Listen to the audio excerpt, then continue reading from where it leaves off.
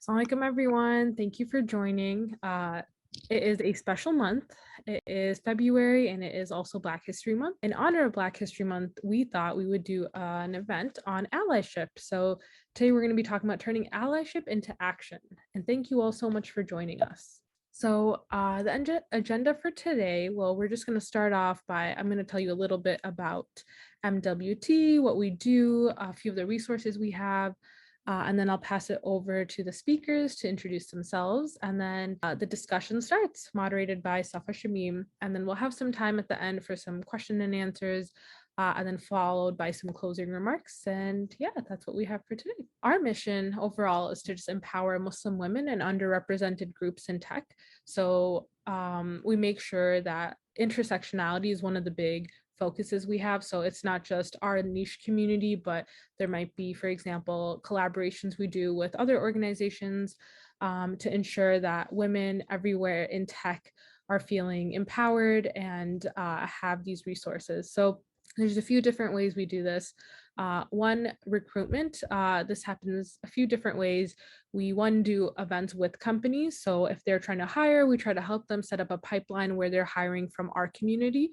And then another thing is we have a Slack with a job board. So people or companies can post there if they're looking to hire people from our community. We also often have technical and professional workshops. So it'll be on a niche topic, maybe something like we've done data science, like a deep dive into data science, featuring a few women who are data scientists and experts in the field.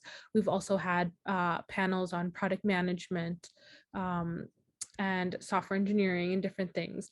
And then we've also had more company specific ones. So we had this big tech series and we actually featured Google, Facebook, Microsoft, and it was just so amazing seeing all the talent within our community represented at those companies. We also are working on a formal mentorship program that's supposed to roll out later this year. And we also have unofficial mentorship available in our community. If you just join our Slack, post about it, there's people more than willing to help you out and help answer your questions. We do have a network of over 700 people. So if you join our Slack, you'll also see that. And if you attend we have a lot of social events too. You can get to know people on a more one-on-one basis through those types of events. And this past year, we had over 15 events. So that's more than one every month. And we're excited to roll out more things this upcoming year. Yeah, and then at the bottom, you can see our different socials. You can stay connected. We also, not listed here, but we have a YouTube channel available to our members. So you can sign up there and you have availability to all our past events, which is really cool. Yeah, so we also have an amazing board. None of this programming or events or our website or resources would be available without our board members. So a quick thank you to everyone on our board. Also, if you notice, we're all located across the country, just like the speakers from today are. And now, the moment you've all been waiting for, I'm going to turn it over to the speakers to introduce themselves. Hanan, do you want to get us started? Of course. Assalamu alaikum, everyone. Thank you so much for the opportunity today. My name is Hanan. I'm an HR project manager at a company called Snowflake. So a little bit about me. I actually graduated from UCLA in 2016 with a degree in psychobiology. So I was pre-med actually for the longest time. So I had a little bit of an untraditional journey into tech. I started as a office manager at a tech startup. And so from there, I was able to get exposed to the tech environment, especially coming in as someone who, hadn't been exposed to tech before. And from there, I actually went into clinical research. So I have a little bit of a journey here, but then I made my way back into tech. I've been in recruiting operations, a program manager for administrative operations, and now I am an HR project manager. So yeah, that's a little bit about me. I'm currently located in Los Angeles, California, and I'm excited to get to know you all as well. Great. Kosar, do you want to go next? Yeah, so my name is Kosar Mohammed. I currently serve as a project manager for the City of St. Paul's Planning and Economic Development Department. And I also co-founded Enigma Strategies Group, which is a boutique consulting firm that focuses on work related to the built environment and the intersections of tech. So similar to Hanan, I took a pretty, I think, untraditional route in how I kind of discovered work within tech. So being an economic developer, I've had an opportunity to work on commercial development projects, community engagement, small business development, and workforce development strategies as well, which ultimately led me to becoming a project manager for a tech talent initiative within the city of St. Paul's infrastructure.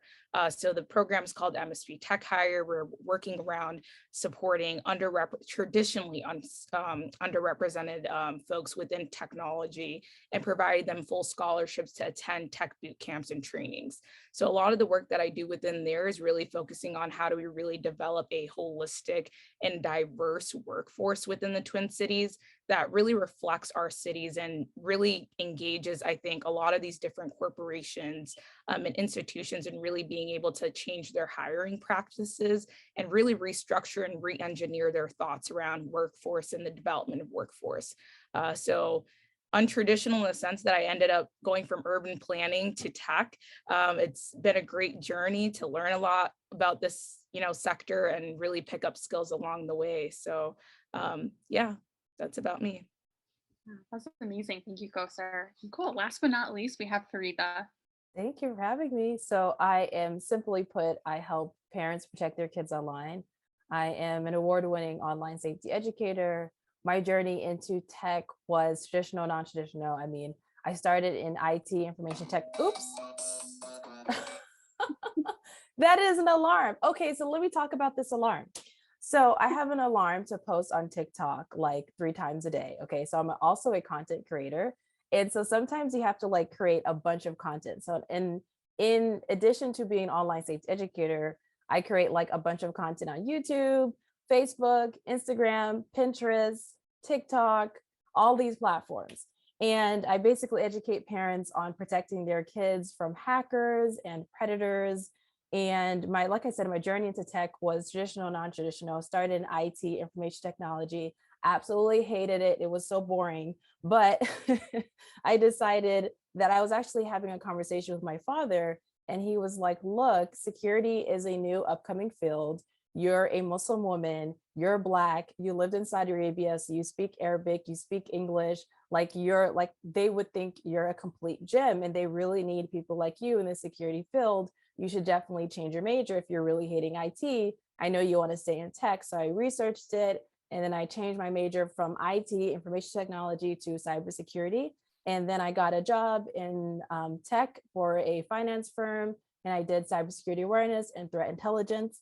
And then I started my own business because I was like, things are a little bit weird. I want to start something on my own in terms of the tech field in general. I wanted to create an impact. I wanted to basically die and then have something that I'm like, hey, I did something great for this world. So that is my quick introduction to who I am and what I do. That's incredible. Thank you so much for sharing that. And that concludes our speaker introduction. So we'll pivot into the actual panel now, which I'm really excited to talk about the speaker's journey into tech. So I think one of the most common things, and just to, I know we have new people on the call. So the panel will be broken up into two components. We'll talk about our speaker's journey into tech, and then we'll talk about what it means to be an ally in the workplace and how we can make allyship into actionable, tangible things that we can all implement day to day, and we're cognizant of our coworkers or colleagues and our friends in the workplace. So just to start off on your tech journey, and maybe we can start with Hanan or anyone who wants to chime in first. How do you know, as someone going into tech, what inspires you, where to start? And I think a lot of people are nervous because they don't really know what's out there and they don't know where to start. So if you could just talk about your journey of self-discovery in tech and how that played a role in your journey. Yeah, I'm happy to start.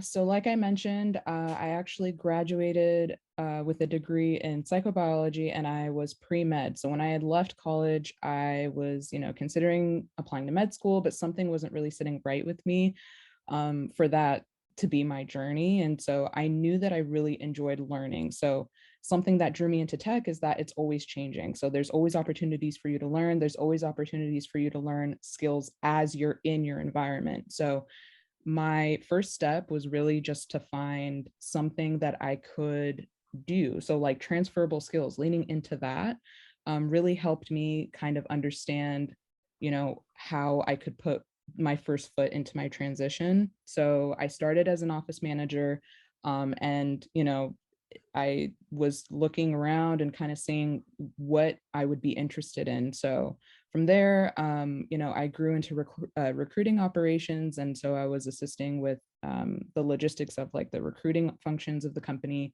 And then after that, I became a project manager for administrative operations. So I think just leaning into your transferable skills and kind of just seeing what you're interested in is probably the first step. So learning about the different opportunities there are available, like when you think about tech, we kind of just think, maybe just about the hard tech skills like coding and those are great opportunities as well. But if you're looking to transition into the industry and maybe not take that route, there's plenty of other opportunities for you to get exposed to that environment and then kind of just see what you like and pursue your opportunities from there. Yeah, that's a really great point you mentioned. I'm actually currently my client, we're doing HR integration work, Hanan, and I'll just be honest, I was very humbled because it's really technical, and having a good project manager understanding like everything that happens from recruiting, like the actual technical aspect that we don't really think about, is so fascinating. And I think that's so cool. You were pre-med and then you switched into a series of roles to figure out what your specialty was, and you grew into that. So I think it's a good reminder that your journey is a series of steps to get you to that end goal. And I really like that you kind of hinted at that. Great. And then Frida, I know between both you and Koster, one of the common themes is you both started your own businesses, which is incredible. So I'd love to talk to you both about what inspired that change. And I think a lot of people are a little bit scared to think about like, hey, I can start my own company and make something out of this. So if you could talk about your ideation process and what led you to be like, hey, I'm going to quit my day job and figure out this new part of my journey in my career. I don't know who should speak first. That's why I'm like waiting. Dun, dun. I guess I'll go. Okay. So I would say first, you don't have to quit your job, right? Like if you feel like I need to make money for my family, or I want to make money for myself, or whatever it is, or that's not the leap that you want to take, it is totally okay to keep your day job.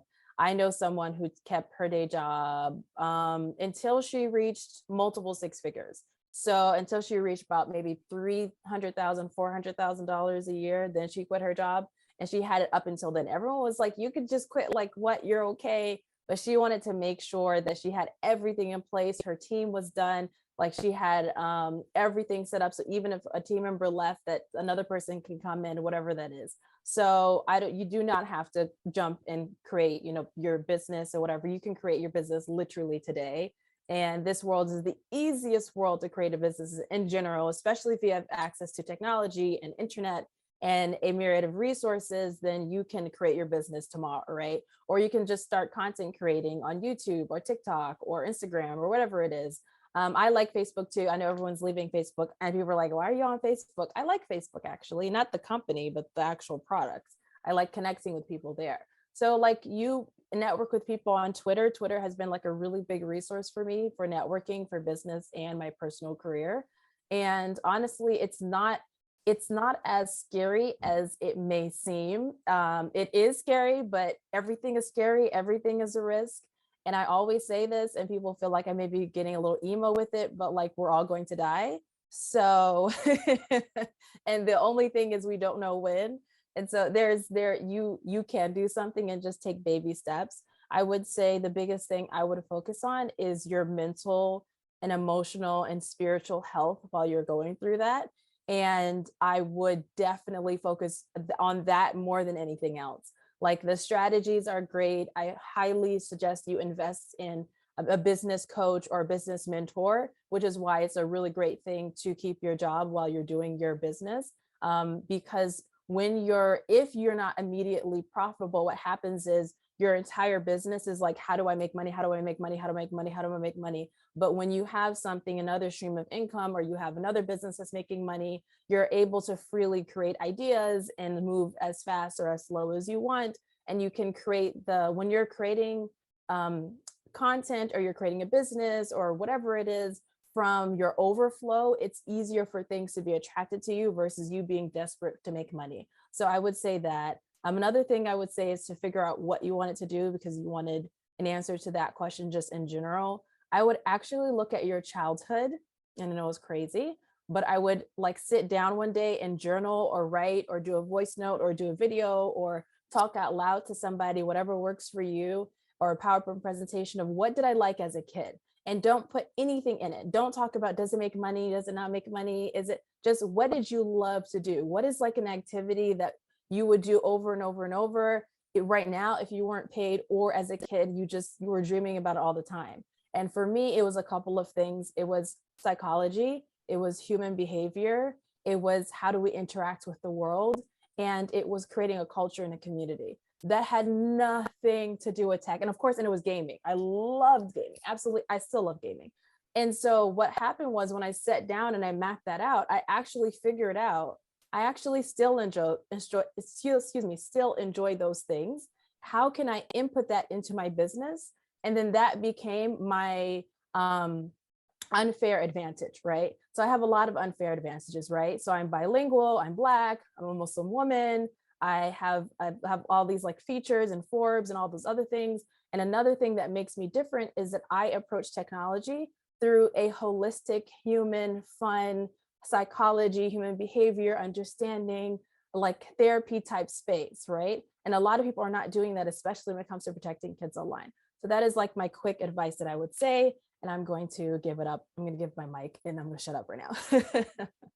Yeah, that was amazing, Frida. And I really like that you talked about what you're actually interested in, like not thinking about like, will this make me money, but what truly makes me inspired? What are the things that, as a kid you love, right? And I think as we get older, we lose that creativity as we're doing mundane tasks. But I think it's really important, whether it's, an ideation exercise, just figuring out what you like, or it's a vision board, something as simple as that to figure out what draws your inspiration. And I thought it was really interesting in your bio, you grew up in Riyadh, Saudi Arabia. I actually was born in Jeddah, so I'm familiar with like the Saudi roots. My family was Cool. from there. Yeah. So I thought that was so interesting that you mentioned you have all these different identities that play into your life, and that really inspired you to kick off your own business too, and just keeping people safe. So I thought that was really interesting. Thank you. I appreciate it. Awesome. Yeah. And Kosar, I know you also started Enigma Strategies Group. So what was the catalyst for you to start that? Was there just an aha moment where you thought, this is what I want to do? That's a great question. Prior to the pandemic, and I love the fact that Farida just said that piece around what were you interested in as a child, right? What did you do during your adolescence that really, I think, shaped you to be who you are? I grew up in an ethnic enclave, right? So the Cedar Riverside neighborhood in South Minneapolis, it's predominantly Muslim East African immigrants. So being in that space, I've always felt really protected and had a very village mentality around how do you develop community and how do you invest in community. So when I found my path within urban planning and development, I really realized that I also had other skills and expertise within spaces of creativity, and then really honing into the protection of people and development of people, right? When you're working in the spaces of economic development, you're always focused on what does it look like to focus on the built environment and build up that capital around infrastructure, and then oftentimes forgetting about the intersections of people and how those spaces are built to actually have humans in them, right? So when the pandemic occurred and everything was shut down and we had to really adjust to this new normal, I realized how fortunate I was to be working from home, and then realizing that a lot of community members that are within my ecosystem weren't provided those privileges, right? And then I had a lot of people tapping into me as a resource during that time around strategy development, overall consulting, and advice around different ways and theories and solutions that we can develop to really think about how do we address some of these previous chronic challenges our ecosystem was dealing with the layering of this pandemic that just occurred, right? And that was ongoing and happening. So growing up in an area that was considered an area of concentrated poverty, recognizing that when oftentimes you're the person that is being identified as a, core point of contact or whatever else it may be, you do need to create systems and processes and spaces for you to not only thrive, but also to survive, right? Like I'm a Black woman, I'm a single woman, and I have to take care of multiple family members in addition to my community, right? So it really became the situation of there's a lot of free labor that I do, and there's a lot of expertise that I provide for free to community. But when you're an institution, right, and you have the ability to pay up and to honestly pay for the labor of that intellectual property, you as an individual who's serving within that space needs to put in some protective spaces, right? You need to create some boundaries. So during the pandemic, I had a couple of opportunities that came my way to provide some consulting services to some large philanthropic groups, to also provide consultation services to a couple of different organizations. And that kind of really spurred and brought up my interest in really being able to develop this holistic view around consulting, and really consulting within the realms of community development, tech enablement, workforce strategy development, and various different ecosystem elements that I was already providing expertise in, but I didn't have the proper and legal mechanisms to protect myself as an individual, and to also, I think, showcase my work and the processes and models that I was exhibiting that work, and what we would consider within this neoliberalist like environment that we're in, right? Like all of this that we're doing is within these institutions and structures that have created these processes, which in ultimate like theory, it's all fake, right? Nothing is real. All this is theories and philosophies that were developed, and it's all made up and made believe. But during the pandemic, I realized you have to work within these systems, right? And historically, many people have been working within these systems and trying to create solutions to them. But if you don't figure out the ways to actually succeed, whether that's through a business or whether that's through other different ways, you have to create some type of platform to really showcase your work and your expertise, so you're not being exploited for your labor.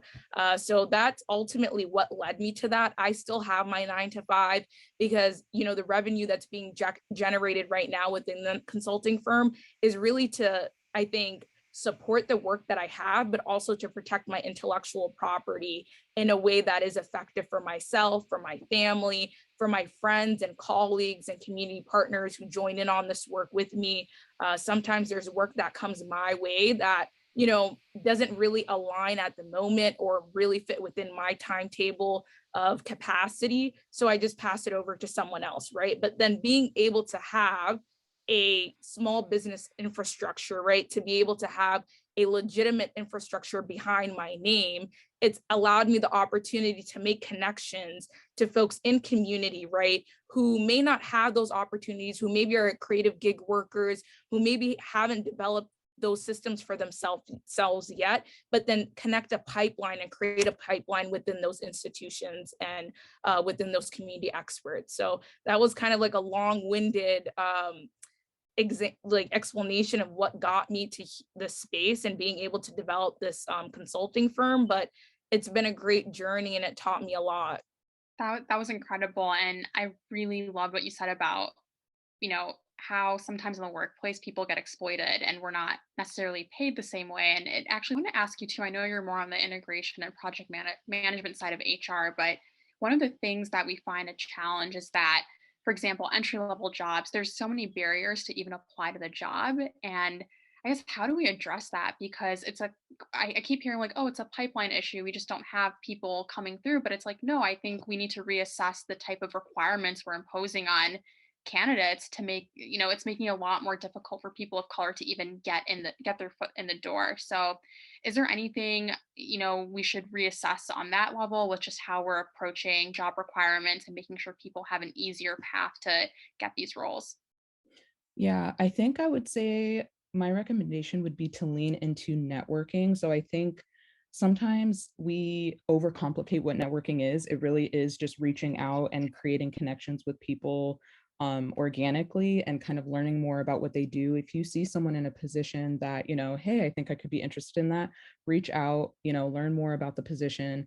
And on the opposite side of that, don't underestimate, again, your influence to be able to assist someone who has those transferable skills to get into a role like that, or, you know, to kind of let them know about opportunities or let them know about these certifications that may make them a more qualified or competitive candidate, because the candidates are out there, they are qualified, they may just not have the official title or official certification or official, experience title. But when you dig deeper, like they have those transferable skills and they will excel in those positions if given the opportunity. So I think that's something that, I try to do. I try to let, people around me. I think there was a clip that I had seen, I think of Issa Rae about, networking across rather than like networking up. And also like, if you see someone that kind of needs a push or like needs, to know more information, just making sure that we're spreading that information. So I think on the recruiting side,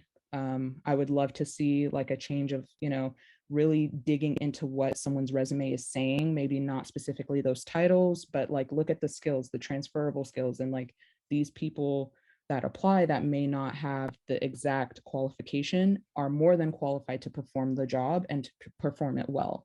So that would be something that I would want to see. Yeah, that's a really great point. And in terms of allyship, I can just give a real-time example that happened today at work. I had a friend, she interviewed for a job at the company, and a friend of mine actually was interviewing her, and he's pretty high up in the company. And what we had found out was that, I think she needed a little bit of coaching in her interview process. And he told me, hey, I actually gave her some advice for the next round so she could do well. And he said, I was thinking she's a person of color. Most of the times people who get into these roles often have privilege, or there's an entire network of white privilege, to be quite honest, just within like the consulting space and tech space. And he had mentioned that we have to give people the benefit of the doubt, and a lot of times specifically with women of color, whether it's coaching or just getting them through the initial rounds, their value is just extremely valuable. And I think that's a good point, is there are tangible things we can do, whether it's, even in the interview process, we see someone struggling, or, we know someone's trying to get their foot in the door at a certain company. How can we make those connections happen more easily and find ways to make people successful in their process? So just thought that was interesting you mentioned that. Great. And then Frida, I want to talk about your experience too, because a big part of your work is educating children for online safety. And I guess, was there something that inspired you to do that, particularly as a person of color? Did you see that certain communities were not getting, the right protection in that space? Was there something with your identity that influenced you to do that? I would approach it from what actually happened versus me looking back, because typically when we look back, we make it more like, ooh, nicer than it actually was. Speaking in terms of, when we look back at our success, we add things that we know now that we didn't know in that moment, if that makes sense. So when I was starting my company, I was in a space where I was in corporate, and anyone in tech, we're all in tech or trying to get into tech. It is an environment that's not always very welcoming. And there's a lot of looking down on people that are not tech savvy, that I don't understand tech. They're confused. Maybe they understand a bit of tech, but they don't understand how to apply it in their everyday life, or they forget certain things. And I worked in the security team, and so people would often be like clicking on links or doing things that would make the company vulnerable to hackers trying to get in and take money or information from our clients. And so there's a lot of confusion around that. And they're just like, oh, these end users, these people who are not tech savvy, they're dumb, they're stupid, they're this, they're that. And so that triggered me a lot. And I sat down one day and I was trying to figure out, why is this triggering me so much? And I remembered you experienced this as well. You're in Jeddah. I grew up in Saudi Arabia. I was one of the only, if not the only, Black American in my school. And one of the things I kept hearing was, because I went to Saudi Arabia when I was 8 years old. I had just just came to the place. So I did not know anything except Ana Ismi Farida type thing. Like, I didn't know anything else. I just knew my name is Farida and baby, assalamu alaikum, that's it. And so when I got there, people thought, oh, she's dumb, she's stupid. We explained this, like she should know Arabic, even though I'm freaking 8 years old and I just came off the plane, like fresh off the plane. And it triggered me because I realized, my God, we need more spaces where we allow people to just learn. And I call them like understanding spaces, where we accept people for who they are. And we understand that people's intelligence is larger than what we can see at face value. And that really annoyed me. And I was like, can we create an environment where we don't have that, where people feel safe to learn about tech? And so that's why I started my business. It was first, I started it to teach small business owners how to protect their business online. and their family online. So typically the small business owners are mothers. And so when I was speaking to the mothers, they would ask me about tech for their kids. And so I started talking about tech for their kids. And then I talked about how I grew up as a gamer. I've been gaming since I was 13 years old. I've been talking to random strangers online since I was 13. I understand what your teen is going through. So that was the beginning of that.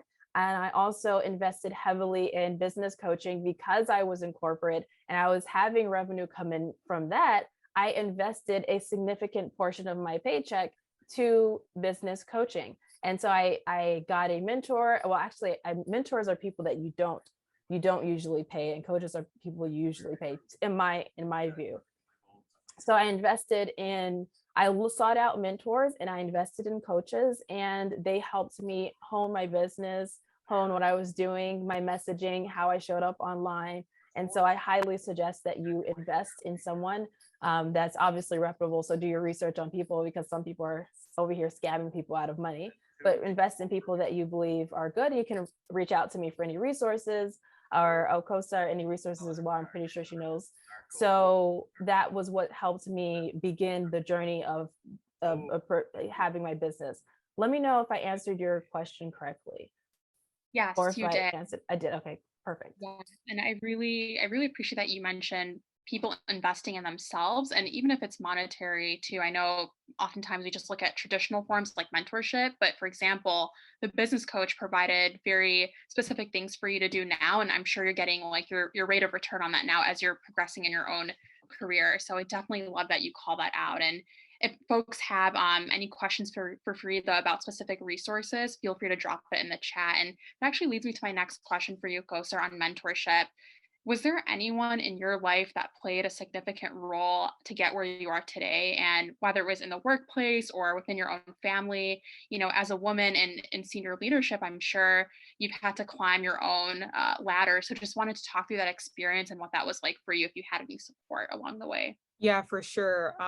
Genuinely speaking, I think within the Western culture, I think it's very difficult as a person of color, especially as a Muslim woman, to make it without mentorship, especially unfortunately, without white allies. Like if it wasn't for a lot of white allies that I had within my spaces of the ecosystem and developing me as a leader, I would not not to say I wouldn't be here, but I'm a first generation immigrant, right?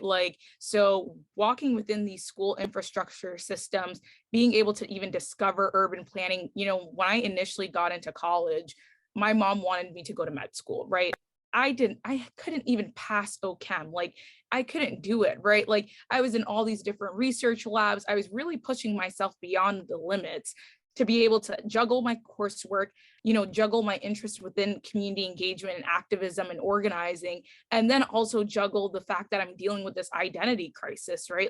I don't want to go to med school. I don't want to really major in that side of STEM. And it took me getting an internship within a public sector job, getting assigned, a mentor who's actually in urban development, and our survey responses matching, and her literally walking me through the process of what it looks like to be an urban planner, giving me opportunities to shadow her, and then ultimately providing me an opportunity to intern at the department she was a deputy director of at the time. So it really took her stepping me through this process, right? I think mirroring and showing to me what it looks like to serve as an ally, and then really talking the talk and walking the walk with me, right? And being very honest, right? And recognizing the challenges that exist within the field. I think providing me with the resources and connections and networks that I needed, and then also providing me the space to grow, right? As someone who's dealing with multiple layers of identities that are challenged day to day, she gave me an opportunity to deal with those challenges, perhaps provided me resources to, tackle those challenges. And ultimately, I've tried to pay it forward by working with other staff within our department, working with community members, highlighting fellowships and opportunities that were provided to me, serving on, recruiting boards and interview panels and hiring panels to make sure that there is someone there that is also reflective of the community that we should be serving in these spaces, to really be able to showcase and provide, I think, some expertise and background and experience that is maybe a lot different than what that organization currently looks like, right? Because we have a lot of people who are, reaching retirement age within a lot of these infrastructures and spaces, and they might not really reflect or understand or have had any interactions with diverse backgrounds and diverse communities, and really may not understand how someone might be showing up within an interview, right? Like if this person has a child at home and they're a young person and they haven't had much experience within a 9-to-5 infrastructure, but they're very determined and they're driven, what resources can you provide them within your institution to not see this person as a hindrance, but help them grow within that space, right? So those are some of the aspects and things that I've had the opportunity to do and really be able to provide as my expertise and my skills, because of the fact that it was offered to me by someone who was an ally, right? Like if it wasn't for someone stepping up and being able to, like, I think, show me the pathways and really be able to provide themselves as a resource and as a mentor, I honestly don't think I would have been able to navigate these spaces successfully, right? And with, I think, less pitfalls compared to folks who don't have that mentorship. Yeah, that was incredible. And I love what you said about having, I know oftentimes we think that, the other people who don't look like me won't be able to help me. But the fact that you said, for example, white men, right, they can be allies too, right? They would. Oh, it was a white woman. It was a white woman. Oh, it was a white woman. Okay. White woman, yeah. I have yet to have a white male mentor. It's been interesting, but a lot of white women have showed up. They have showed up for me, especially in the different roles. Like even the role that I have right now as a project manager within our tech talent initiatives work. It was a white woman who's actually leading this work previously, who said, hey, like, I recognize how nimble-minded you are, how creative you are about the processes of our systems. Would you be interested in taking the reins of this work as I pick up other work within the department, right? So it was her releasing some of that work from her workload that she was really deeply interested in and invested in and developed for the department, and trusting me with that, right? So, I think it really does take having someone who's able to actually show up and go to bat for you, and not just in the sense that they're just telling you these great things and providing you resources. But when we look at the vertical, like leadership, right? The leadership vertical, are they going to bat for you in that sense as well, right? Are they talking to other higher ups and leaders and making sure that they're advocating for you as a staff member, but also advocating for you and your humanity, right? Because more than anything, I'm a human, right? After everything that we've dealt with in the last 2 to 3 years, we are human, and that's what comes first, and our humanity comes first, more before the work. And I think for someone to be able to see me and not just like hear me and say, yeah, this is COSAR, this is what she does, this is what she turns over for the department, this is the successes, but more so seeing me for my humanity and the various elements I deal with outside of the workspace has been the most incremental and the most supportive for me and effective, and just how I've grown within the spaces I'm in. Yeah, that's really incredible. And I actually, Sarah, Assalamualaikum, Sarah, nice to see you're on the call. I want to call that comment out because I have actually had somewhat of a similar experience to Sarah where, and we can talk about this too. I know you had the experience of women helping you, but I think sometimes when you get to have a seat at the table, it can be a little bit scary. And I don't know why we have this mindset to see someone else also coming to the seat as well. So I don't know, Hanan or Fareed, if you want to talk about that too, about how women can also be better allies too, because I think a lot of times I hear, even in the own workplace, I had a manager, for example, she was maybe about 2 positions above for me, but when it came to talk about promotions and, seeing that, oh, I think we might be leveling up on our competencies, it threatened her, to be quite honest. So I just want to talk about that a little bit. Like, how do we bridge that gap to make sure that women also feel compelled to take initiative too? Because I think that's an interesting point that Sarah had mentioned. I will note, not all, this is just 2 women who've invested in me in that sense. I won't say that the others that I've worked with or other spaces and tables that I've been a part of, that they've all been allies. There's definitely been that cattiness that I don't see with white men, right? But I think with white men, sometimes it's a little bit more difficult to have that conversation, even if they're an ally, to maybe get that perspective. I don't know. It's sometimes for some women who are allies that are actually willing to go to bat, there's some type of, there's probably more, I think, not an alliance, I wouldn't say, but some understanding around the different struggles that we're having, but not all. And I think Sarah had also said something in the chat too about their Yeah, experience. definitely. Yeah, she had said it was the opposite for her. I don't know, Hanan, for that, any comments on that in your experience, what it was like for you, if you had any significant mentor play in your life, whether it was a male or woman, or how that impacted your career? Yeah, I have to say my experience was similar to Kausar. I had 3 strong mentors that are a huge part of the reason, I mean, they played a huge part in getting me where I am today. So 3 of them were women, 2 were women of color, and 1 was actually a Black Muslim woman. So they were the ones that kind of recognized the transferable skills in me and kind of challenged me to take on new opportunities and give me those opportunities to grow, even if that meant leaving their team. So I think being able to recognize, I think if you're in a situation like that, that is a difficult situation to navigate. I feel like I would probably lean into what I have in common, maybe with a situation like that, like a person like that, rather than, I mean, I'm not really sure, Frida, if you have any advice for navigating a situation like that. I would say I had my first 2 mentors in the security field were 2 white women from the UK. I'll name them as Dr. Jessica Barker and Jane Franklin. And they have been public and private and relentless in their support of me from the very beginning. Like before I started my company, everything, they have been the most fantastical human beings I have ever met in my life. And they also connected me with other people and other, like they connected me, I believe, at least 2 or 3 white men who completely, they helped me in my career as well. They absolutely went to bat for me.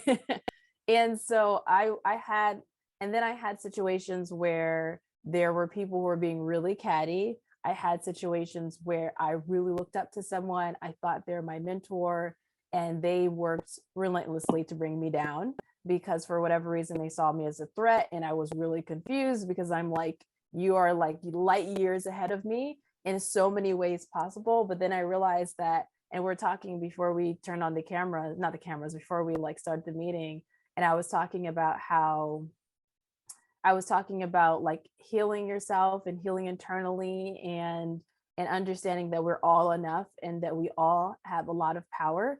And I don't believe in us like, when we have like a goal in front of us, we always feel like we have to become another person to get the goal. So when we're looking at our future self that has all the wildest dreams completed, so just like picture your wildest dreams and all of the things that you're doing to get to that wildest dream, we always feel like we have to be a different person, like we're growing into a different person versus we actually are that person. Like imagine you are the person today that has everything you could ever dream of.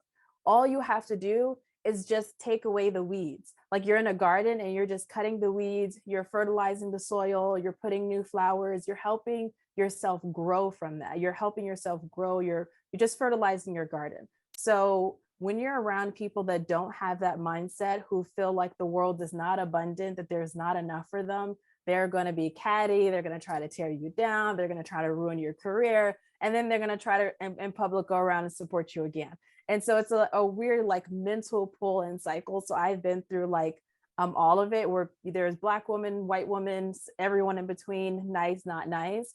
And my philosophy is that you're always going to have people that are not going to be nice. You're always going to have people that were going to tear you down, they're going to go after you, and you're always going to have people that are going to support you and that are going to go to bat for you. And your job is creating boundaries and creating a space where you're not allowing those people to grow and exist in your environment.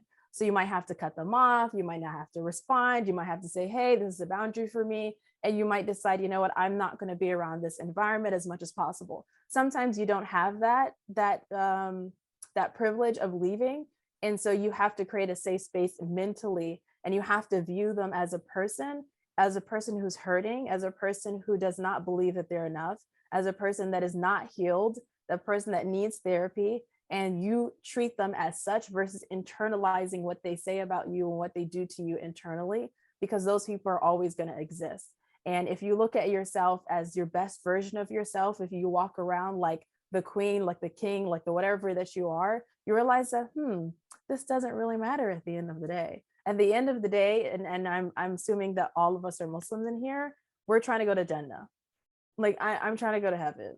I could not give a sugar honey iced tea what you think about me or what you're going to do. That has no bearing on my life.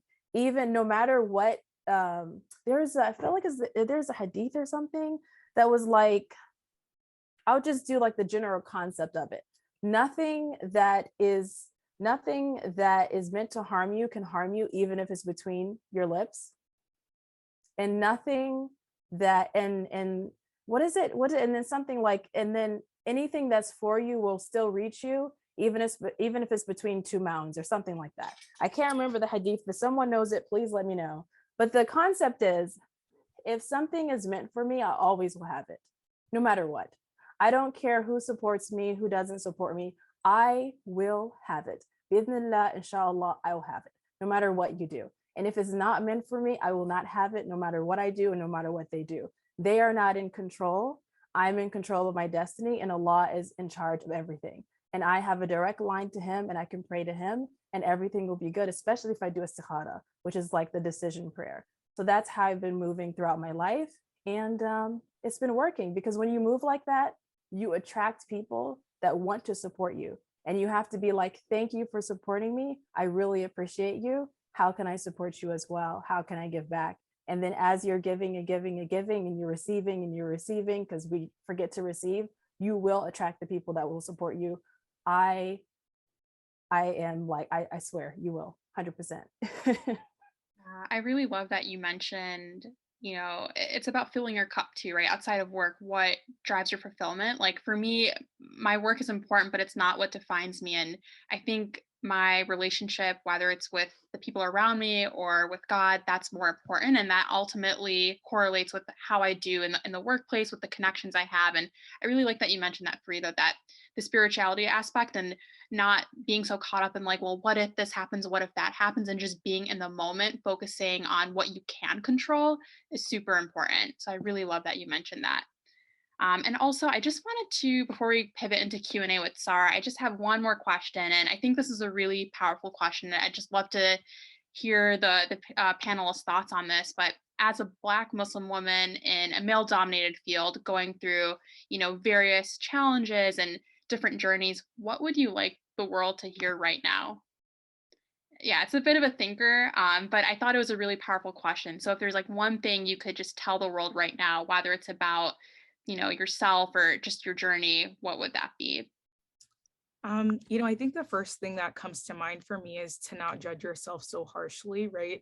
I think as a Muslim, as a woman of color, as someone who's living in the West, it's just like there's already so much judgment happening, and there's already so much crucifixion happening, and that if you begin to start crucifying yourself as well, there's really not going to be enough space, right? So I think for me, it's just personally, even beyond all other spaces around what other people should know about me or think about me, I think internally it starts with me just not judging myself so harshly, and then letting others know, don't judge others harshly as well, right? I think treat others and perceive others as you wish to be perceived, and as you wish to be interacted with, right?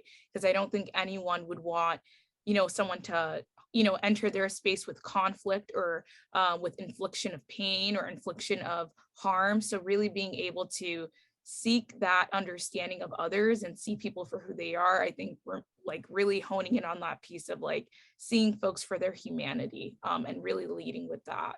Yeah, love that. Anything else, Farida, Hanan? I would add that was amazing, Kausar. I think same sentiments. I would add we all have an opportunity to make space. So again, going back to your sphere of influence, leading with empathy, and going back also to the question about, how do you kind of deal with somebody that may not have your best interests at heart, taking back control of what we can control and just making space. That means, investing in mentorship opportunities, like investing in someone's growth. There's plenty of room for everyone to transition into tech if that's what they decide that they want to do. So yeah, I think that would be the only thing I would add. Can you repeat the question again so I make sure I'm answering it? Yeah, as a Black Muslim woman who has faced, a variety of challenges and also, I think triumphs too, right? You all have succeeded greatly in your role. What would you like the world to hear right now, whether it's about your experience or just general advice to give? Oh, general advice. I would say figure out a way to support someone to be like a go-giver. I love the book The Go-Giver by Bob Berg, and I can't remember the last person's name, um, but yeah, I would definitely say give back. Like everyone, any little success, little big middle success I've had, it's because someone said something to somebody or sent me something or was like an introduction or just a hi, or even like there's small things like when you see a business owner and they have a post, like loving the post or commenting or sharing or saying something really nice. If you really think something nice about someone, then message them or send them a voice message or write them an email, like those little tiny things. And so if you're someone who is in a position of privilege, instead of feeling like, oh my God, first of all, one thing we don't think about or we don't talk about as often is no one decided to be born in privilege. You weren't born and you're like, okay, let's check the box of privilege here and then there and then great, I'm living my life. Like we're all just born and then we woke up one day and we're like, oh, I actually am Black. Wow, that's interesting. Oh, people are reacting to me this way because of my skin color. Very interesting. And so we just navigate the world that way. So there's no use in wallowing in, oh my God, I'm Black, or oh my God, I'm white, or oh my God, I'm this or that, or I'm whatever it is. There's not a use for that. Now, the only time there is a use for that is if you're going through something traumatic and you need to cry and you need to heal. I'm not a believer of, oh, don't cry about it. No, cry about it. Please, please, I beg you, cry about it. Because if you don't let your emotions out, is going to live in your body. And when it lives in your body reacts to trauma, and you store trauma inside of your body, and you become you have like diseases, or you get really tired, or something happens, or you just get sick all the time. It's because you're not healing, because you're not crying. So let it out and do work. So cry about it and then do something about it. So go, oh my God, I feel so guilty because all of the things in the world that are happening. I have some privilege. Everyone has some type of privilege, whatever privilege it is. I know my privilege. You should know your privilege as well. And how can I help other people within my privilege to make sure that they're going to the next step? Sometimes it's not about performative things. Sometimes it's not even about putting things on social media. I had someone message me one day and they're like, you haven't talked about X, Y, and Z issue on social media. And I'm like, that's how you measure someone's impact? It's what they put on social media. If that's the case, we're all screwed, right? So, but do something internally. And then sometimes your help to other people is not going to be directly helping someone with their career or showing them a job or giving them advice. Sometimes, and I know this is going to sound crazy, but sometimes the best thing you can do for everyone around you is to heal yourself. Because we don't realize that we all have some aspect of us that's not the best version of ourselves, and we're putting that in the workplace. I know all of us has experienced someone who was just like, they just suck the energy and life out of us, and that didn't allow us to move ahead. It didn't allow us to get a promotion because they're so stuck in their head and they're so stuck in their ways. But if that person decided, you know what, how can I be my best self? How can I heal myself? How can I understand my triggers so that everyone around me in my team, I'm open to them as a human being and I'm leaving space for them so that they can grow? That's the best thing you can do, is provide a safe space for people. Because I mean, a safe space in an environment, whether it's corporate or a business or a nonprofit or a community, that is the biggest gift you can give someone to grow. A lot of people don't have that. It's an extreme privilege to be in an environment that looks at you as a human being and treats you as such. Yeah, that was incredible, Frida. Thank you for sharing that. And I'm so glad you mentioned about just healing ourselves, because I think sometimes we're work machines, right? We just tie our identities to work. And if you're not feeling good at work, that definitely trickles to other people around you. It can have a domino effect. So that's really important that you mentioned that. So I know we have a few minutes left. I'm going to pass it over to Sarah just for closing remarks. If there's any Q&A, feel free to drop it. And Sarah, I think you had a question as well you wanted to share. Yeah, if anyone has questions, feel free to put in the chat.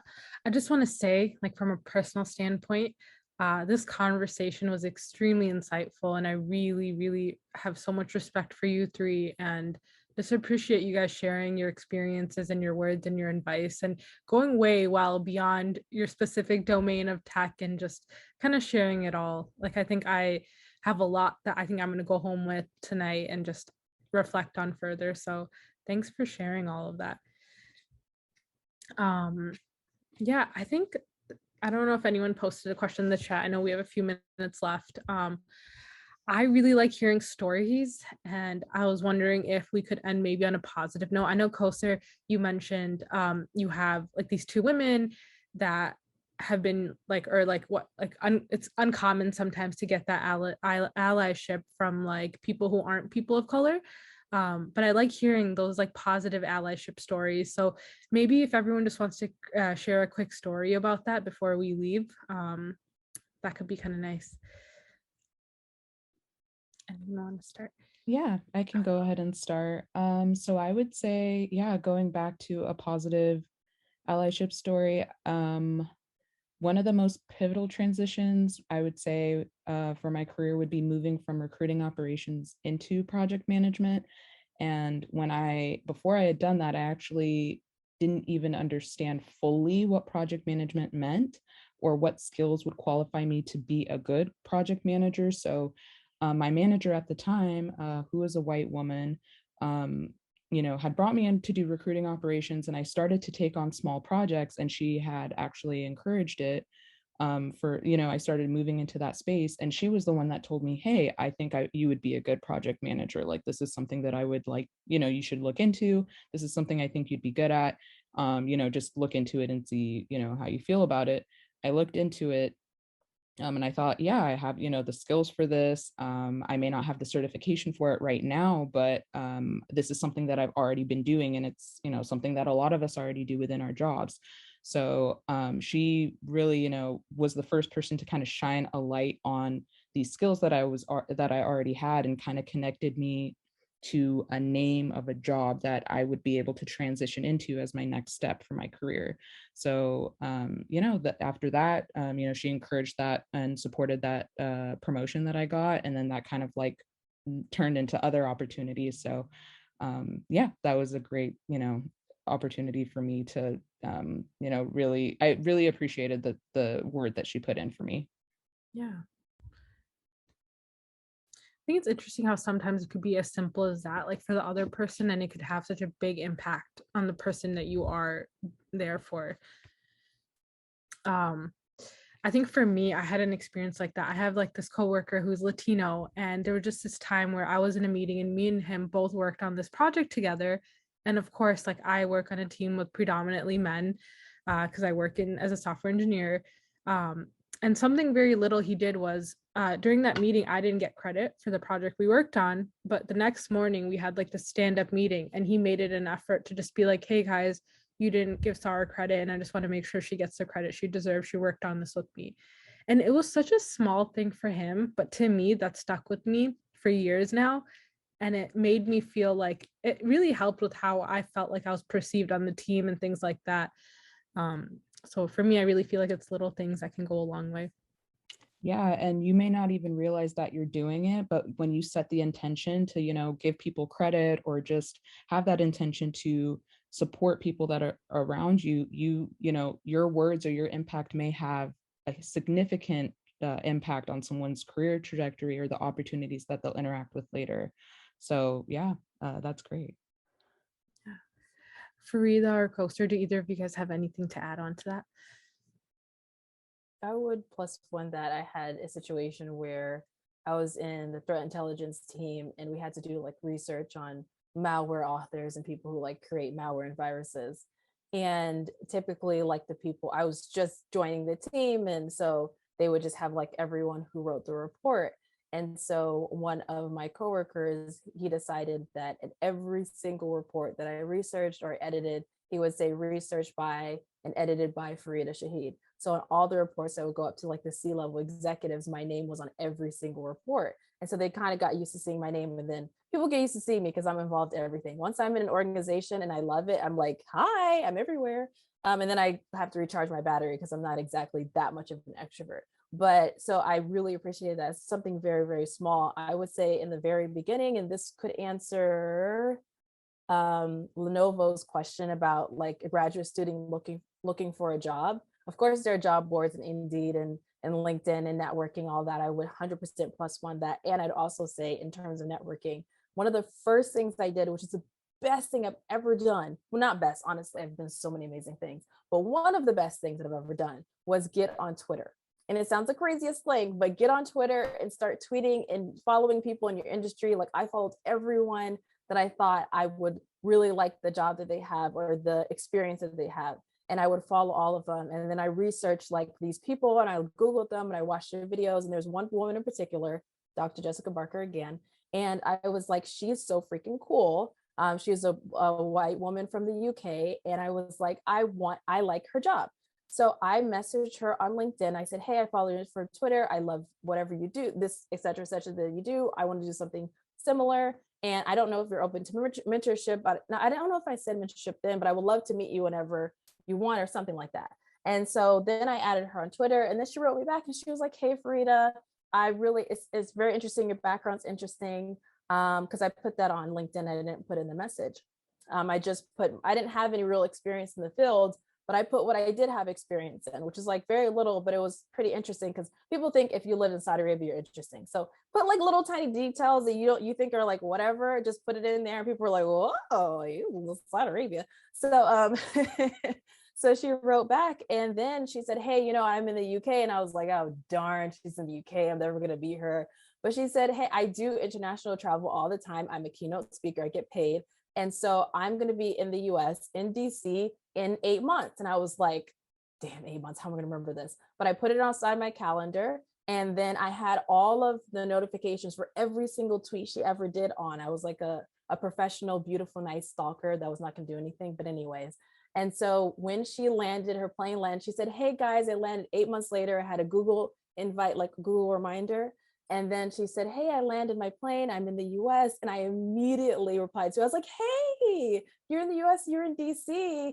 Do you have time for like a 10, 15-minute chat or whatever? I know you're really busy, but maybe after your keynote. She was like, oh, absolutely. She messaged me, gave me her phone number. We met in DC. We're supposed to chat for 15 minutes and turned into like 3 hours.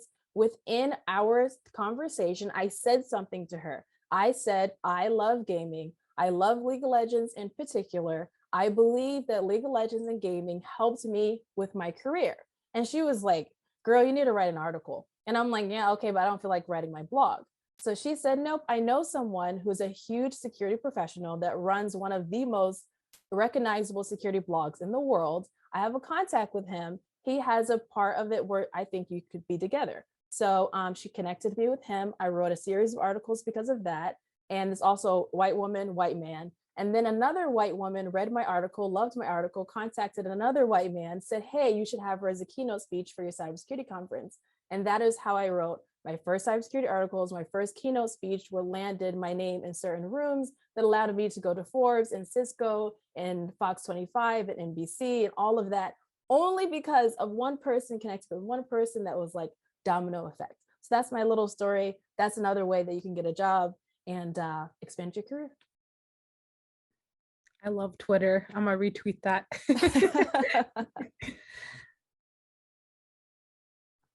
I think to just piggyback off of that, and I think to frame up what I had shared earlier, if it wasn't for me being able to have a mentor that was also an ally and also see me for my humanity, I really wouldn't have been successful in the spaces that I have been successful in. So it really just takes networking and putting yourself out there like Farida did. I think really reaching out to people and doing it in a way where it's very candid and I think understanding, right? Like I think oftentimes if we're connecting with folks who are busybodies, who have some really high demand jobs, you have to recognize that you might have to wait 8 months, right, for your first one-on-one in communications with them. But really, how do you utilize that time that you have with them to your best interest, right? Like, I think in a way that you're able to learn a lot about what they do, but then I think putting your best foot forward. So, I think one thing that really helped me as I had started into my career in urban planning and economic development, right, was really being able to have a quick elevator pitch of, my background, what I'm interested in, and what I'm here to learn about, right? Where are the gaps in my education and where does that lie? I think really understanding early on in my career and recognizing whenever I was connecting with mentors that I didn't know it all, right? And it wasn't my job to know it all. And also recognizing that that's not a space that I ever want to be in, but that I do have knowledge and expertise that may be useful in other spaces, and highlighting that in a way where it's like, I think, reflective in the work that I want to do, and recognizing where do I need further growth and where does that align with where I see, this current, individual or professional doing or excelling in, right? So, I think for the person who had the question, what is advice for a new graduate, like looking for a job? I oftentimes even questioned or connected with alumni within like the Muslim Student Association or the Black Student Association, or a lot of the BIPOC groups within my university. But then I also recognize that sometimes people are around the same age as you are gatekeepers, right? Like, they don't want to share the opportunities because they're like, we're all fighting for the pie. And it's like, the pie is massive, right? It's a huge pie. We don't need to piecemeal it. So I realized that sometimes it really just took me asking questions where it's like, oh, you went to that student job fair? Oh, or there's one happening. When is it? And then doing the background research myself, and then recognizing and connecting with people in career services. I think really making really great friendships with people in career services within your university department. And then also really feeling free enough to connect with people via LinkedIn, like Farida had shared. Like, LinkedIn is a great resource. If people don't choose to respond, that's completely fine. But I connected with Safa via LinkedIn, like, I wouldn't be here without LinkedIn. It really took me and Safa connecting that way, and then me being able to be here today and have this conversation with you all. But it really is just, I think, sucking it up and just being like, it's okay. Like, it's going to be awkward to just reach out to people in these really odd mediums. But Twitter is also a really great resource to network. That's how I learned about the Certified Scrum Agile certificate. It was a Black woman who actually lives in Maryland, the DMV area. And she shared about the Scrum Agile certificate in the beginning of the pandemic. She said, y'all get on this. Here's a scholarship to get a reduced cost for this program. It's great if you're within the spaces of project management, because you can negotiate and leverage a higher salary for yourself. So Twitter, great resource. There's a Black tech pipeline that exists. I think a woman named Paris Athena leads that work. The woman that I followed that actually kind of set the scope for me around Black tech talent development. Her name is Princess AP on Twitter. She does a lot of really unique stuff within that space, and is a systems admin, but she's always sharing resources, right? So I think really finding the ecosystem within those networks and those mediums, whether it's Twitter, Facebook, GitHub, Reddit, and really following those threads and going really deep there, that it's been really miraculous for me and very helpful. Yeah, thank you. That was awesome. And I guess I'm not going to take more of your time. We are a little bit over, but thank you all again for the amazing advice, stories, and just sharing and spending your time with us today. It's truly an honor from us at MWT and our whole community. So thank you so much. And I'll pass it back over to Safa. Yeah, just echoing Sarah's sentiment. Thank you so much for joining us, Hanan, Farida, and Kausar. It's just amazing to hear your experiences. I'm personally very inspired and even more motivated about what more I can do in my day-to-day too. So really appreciate your time, and look forward to seeing your continued success in all aspects of your life. And thanks for everyone for joining. We'll share the recording on our YouTube link, and we look forward to staying in touch with everyone. So thank you again. Thank you. Thank you. Take care. Assalamualaikum, everyone.